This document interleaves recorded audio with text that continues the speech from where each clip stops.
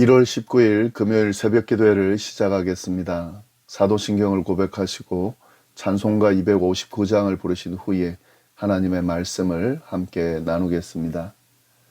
오늘 하나님께서 저희에게 주신 말씀은 마가복음 7장 14절부터 23절까지의 말씀입니다. 무리를 다시 불러 이르시되 너희는 다 내 말을 듣고 깨달으라. 무엇이든지 밖에서 사람에게로 들어가는 것은 능히 사람을 더럽게 하지 못하되 사람 안에서 나오는 것이 사람을 더럽게 하는 것이니라 하시고, 무리를 떠나 집으로 들어가시니 제자들이 그 비유를 묻자온대 예수께서 이르시되 너희도 이렇게 깨달음이 없느냐. 무엇이든지 밖에서 들어가는 것이 능히 사람을 더럽게 하지 못함을 알지 못하느냐. 이는 마음으로 들어가지 아니하고 배로 들어가 뒤로 나감이라. 이러므로 모든 음식물을 깨끗하다 하시니라. 또 이르시되 사람에게서 나오는 그것이 사람을 더럽게 하느니라. 속에서 곧 사람의 마음에서 나오는 것은 악한 생각 곧 음란과 도둑질과 살인과 간음과 탐욕과 악독과 속임과 음탕과 질투와 비방과 교만과 우매함이니 이 모든 악한 것이 다 속에서 나와서 사람을 더럽게 하느니라. 아멘. 저희는 이 앞의 내용을 통해서 손을 씻지 않고 음식을 먹는 예수님의 제자들을 본 종교 지도자들이 예수님께 나와 장로들의 전통을 지키지 않는 그런 제자들의 모습을 지적하면서 예수님을 곤란에 빠뜨리려 하는 그런 내용을 봤습니다. 그런데 예수님은 도리어 위선적인 모습을 보이는 이 종교 지도자들의 모습을 고발하면서 그들의 잘못을 드러내 주었습니다. 인간이 만든 장로들의 전통에 매여서 하나님께서 주신 율법의 의미를 제대로 드러내지 못하는 그들의 위선적인 모습을 분명하게 지적한 것입니다. 특별히 장로들의 전통 중에 고르반이라고 하는 이 서원의 예를 들면서 이 전통을 지키기 위해 하나님께서 주신 부모를 공경하라고 하는 이 율법을 쉽게 어겨버리는 그런 가증스러운 모습에 대해서 분명하게 지적하면서 그들의 위선적인 모습을 이야기를 했습니다. 이렇게 종교 지도자들의 잘못을 지적하면서 그들과 대화하던 예수님은 다시 무리들을 불러 모았습니다. 그리고 음식에 대한 율법의 규정을 분명하게 이야기를 해주셨습니다. 사실 예수님과 종교 지도자들이 나눈 이야기는 이 종교 지도자들뿐만 아니라 모든 사람들이 분명하게 알고 있어야 하는 부분이기 때문에 무리들을 따로 불러서 다시 말씀을 하시게 된 겁니다. 14절 말씀입니다. 무리를 다시 불러 이르시되 너희는 다 내 말을 듣고 깨달으라. 무리들이 듣고 깨달아야 할 내용이 있다는 거죠. 그 내용이 15절 16절 말씀입니다. 무엇이든지 밖에서 사람에게로 들어가는 것은 능히 사람을 더럽게 하지 못하되 사람 안에서 나오는 것이 사람을 더럽게 하는 것이니라 하시고, 예수님은 무리들을 불러 모으고 밖에서 사람에게로 들어가는 것이 사람을 더럽게 하지 못한다라고 말씀하셨습니다. 도리어 사람 안에서 나오는 것이 사람을 더럽게 하는 것이다 라고 말씀하셨습니다. 이 말은 뭐냐면 사람이 더러운 음식을 먹어서 더러워지는 것이 아니라 마음에 있는 그 더러움 때문에 사람이 더러워진다 하는 그런 의미를 이야기하신 겁니다. 그러나 예수님은 이렇게 말씀하시고 그 의미를 설명해 주지는 않으셨습니다. 그래서 제자들이 이제 예수님과 집에 들어왔을 때 그 의미를 따로 물어봤습니다. 사실 제자들은 이 예수님의 그 말씀을 정확하게 이해하지 못한 것도 있겠지만 이해했다 하더라도 받아들이기 힘든 부분을 예수님이 말씀하셨기 때문에 재차 물어보고 있는 겁니다. 보통 이 유대인들은 율법과 장로들의 전통에 따라서 부정하게 된 음식을 먹으면 부정해진다라고 생각을 했습니다. 그런데 예수님이 음식으로는 부정하게 되지 못한다라고 말씀을 하시기 때문에 받아들이기 힘든 것이었습니다. 그래서 이것에 대해서 예수님께서 도대체 무슨 말씀을 하신 건가 라고 그렇게 정확히 하기 위해서 물어본 겁니다. 예수님은 그 의미를 깨닫지 못하고 받아들이지 못하는 제자들을 나무라셨습니다. 그러면서 자세하고 정확하게 그 의미가 무엇인지를 설명해 주셨습니다. 17절부터 마지막 23절까지 오늘 본문의 마지막까지가 바로 그 예수님에 대한 설명인데요. 우리가 좀 나눠서 보도록 하겠습니다. 먼저 17절부터 19절까지 말씀을 보시면 무리를 떠나 집으로 들어가시니 제자들이 그 비유를 묻자온데 예수께서 이르시되 너희도 이렇게 깨달음이 없느냐? 무엇이든지 밖에서 들어가는 것이 능히 사람을 더럽게 하지 못함을 알지 못하느냐? 이는 마음으로 들어가지 아니하고 배로 들어가 뒤로 나감이라. 이러므로 모든 음식물은 깨끗하다 하시니라. 예수님은 무엇이든지 몸 밖에서 사람 속으로 들어가는 것은 사람을 더럽게 하지 못한다는 사실을 다시 분명하게 말씀하셨습니다. 이게 무슨 의미냐면 사람이 무엇을 먹든지 그 먹은 것은 소화기관을 거쳐서 배설돼 버리기 때문에 사람을 더럽게 할 수 없다는 것입니다. 이런 의미로 이야기하면서 예수님은 모든 음식은 다 깨끗하다라고 분명히 말씀하셨습니다. 근데 예수님의 이 말씀은 당시 유대인들에게 있어서는 정말 파격적인 말씀이죠.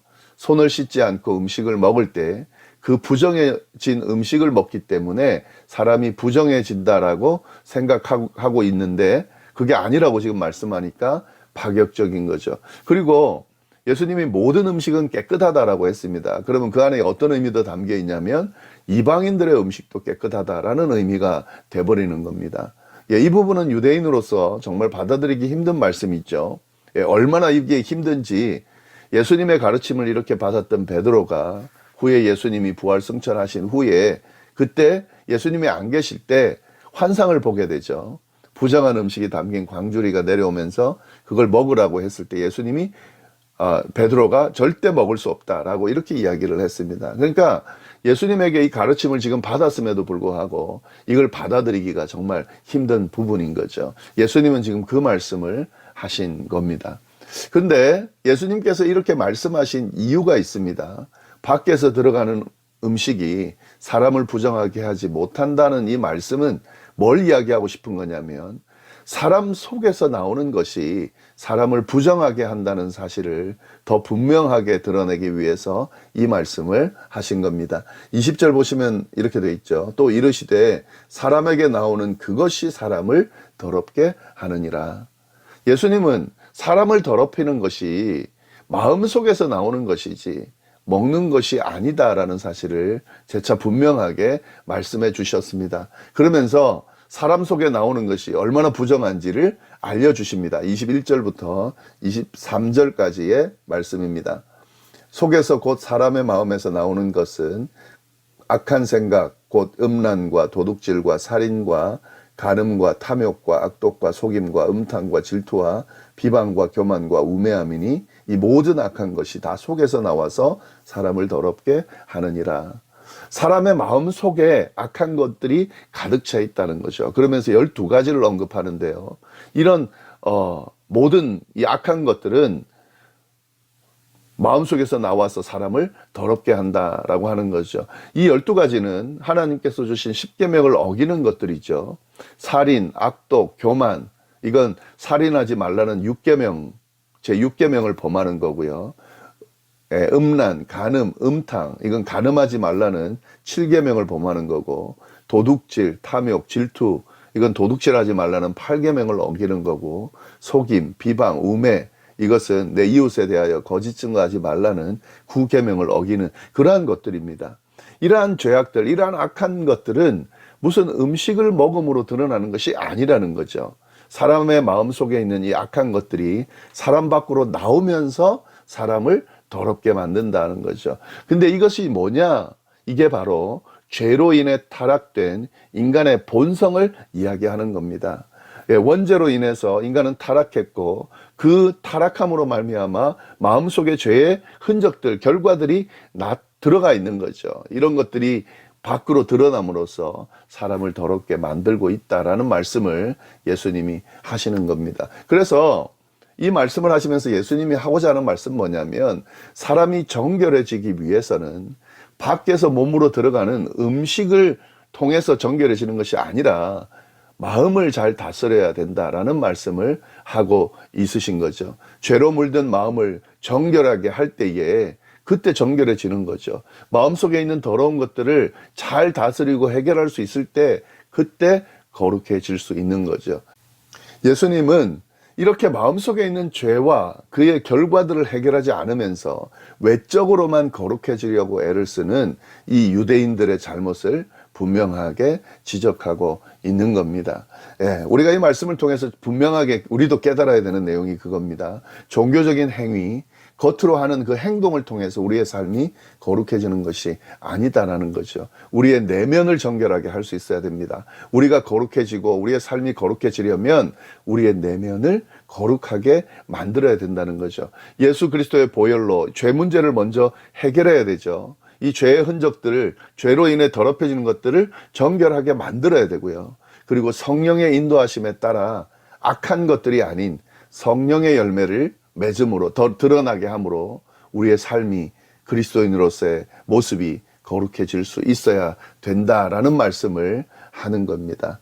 예, 이 말씀 우리가 좀 잘 새기면 좋겠습니다. 그래서 우리의 내면을 들여다보고 우리의 내면을 정결하게 함으로 우리의 마음을 정결하게 함으로 우리의 삶을 거룩하게 세우는 그러한 복된 한 해가 또 우리의 남은 여생이 될 수 있기를 간절히 바랍니다. 기도하겠습니다. 하나님 아버지, 오늘 또 귀한 말씀 안에서 하루를 시작을 합니다. 특별히 어떻게 해야 거룩해질 수 있는지, 정결한 삶을 살 수 있는지 예수님의 말씀을 통해서 우리가 분명하게 깨달았습니다. 이 깨달음을 잘 기억하면서 외적인 모습이 아니라 우리의 내면 마음을 거룩하게 만들고 정결하게 만드는 그런 노력을 하면서 하나님 앞에 그런 정결함으로 나아갈 수 있게 됨으로 우리의 삶이 거룩해질 수 있도록 인도하여 주옵소서. 감사하며 모든 말씀을 예수님의 이름으로 기도드립니다. 아멘.